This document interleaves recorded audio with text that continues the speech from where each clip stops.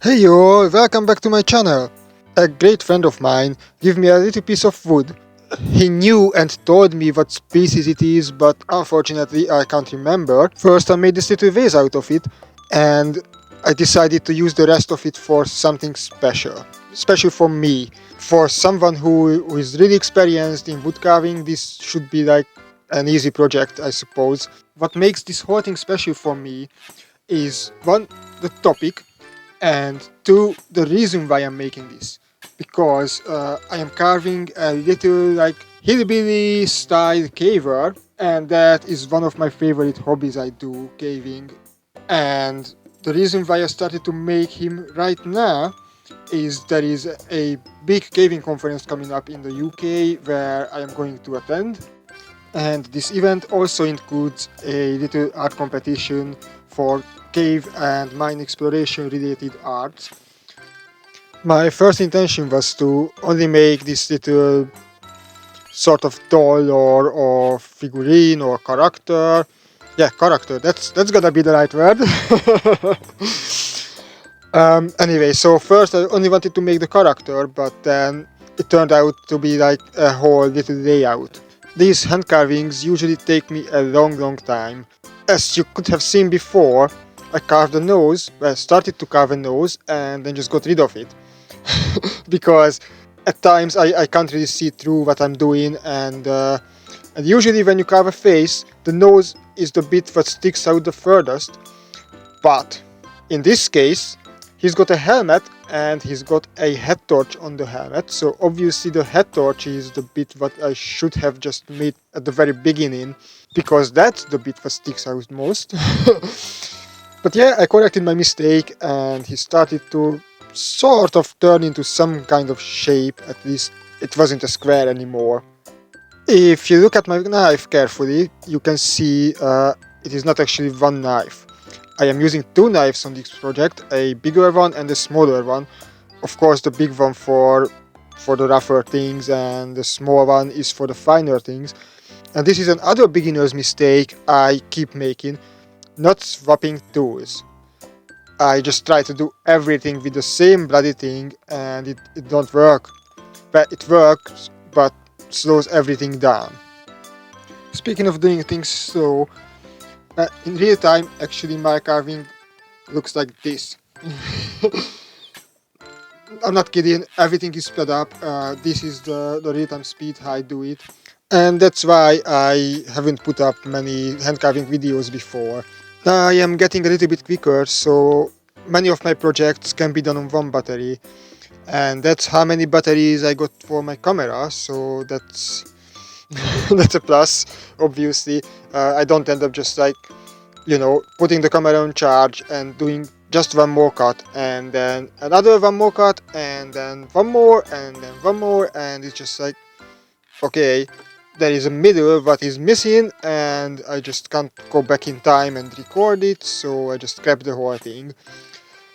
But yeah, I'm gaining speed, and I am also about to invest into a new camera with multiple batteries, so hopefully there will be more videos, well, not like this, but better than this, where you can actually see proper close-ups and everything else.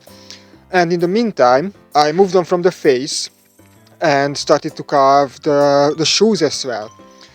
That's another thing I was sort of doing by myself, and then I saw in a tutorial video, and I really like this idea to work on the whole carving in the same time, well, as much as you can in the same time, because obviously there are the details, what I mentioned before with the nose, that sticks out more. But if you work on your carving as a whole and not just doing one single detail at a time, I think they turn out better. Well, they turn out better for me, for sure, because I can keep the scale in check like all times. I don't end up like carving a beautiful nose and then start doing something else, and it's just like completely off scale and look absolutely ridiculous. Of course, it don't matter that much on this one because he's sort of a caricature anyway. You can see now I started to get on with the arms and the shoulders. I did find the arms quite challenging. Not because of the techniques, but I just couldn't really find that sweet spot where they should be and how thick they should be. I suppose they turned out quite well. They are not absolutely amazing, but I think they are acceptable, and as a whole, my little guy looks quite good. I was talking about this whole thing being special to me, but I forgot to mention a very important thing. I am going to keep him, and I'm going to take him on my caving adventures, and I will post pictures of him on my Instagram. I think that's kind of a fun thing to do, isn't it? At this point, I was pretty much ready to put on those little final details, starting it with the mouth. Also, he's a guy with a helmet and a head torch, but I wanted to make him a little bit more cavery, so I have carved a SRT kit on him. Well, we call it an SRT kit for single rope technique. I assume not everybody is familiar with these things, so I am just going to put a picture up here when I am doing the actual stuff and ascending from a cave. Thanks for the picture, Nick. So back to Joseph.